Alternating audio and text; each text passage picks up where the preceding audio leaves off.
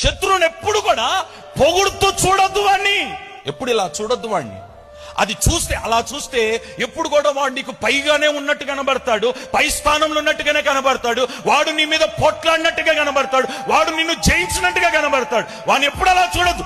ఇలా చూసినవనుకో నువ్వే వాడిని జయించగలుగుతావు. వాడు బ్యాక్గ్రౌండ్ తో నీకు అవసరం లే, వాడు స్టడీతో నీకు అవసరం లే, వాడు డబ్బుతో నీకు అవసరం లే. నీకేం అవసరం? వాడిని పై నుండి కింద చూడాలంతే.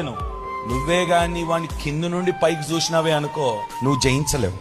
నువ్వు జయించాలి అని అంటే మోకాళ్ళ మీదకి వచ్చి దేవుని వద్ద బలం పొందుకొని పై నుండి వాడిని నువ్వు చూడగలిగితే వాడు నీ దృష్టికి ఓ కుక్కలా కనబడతాడు.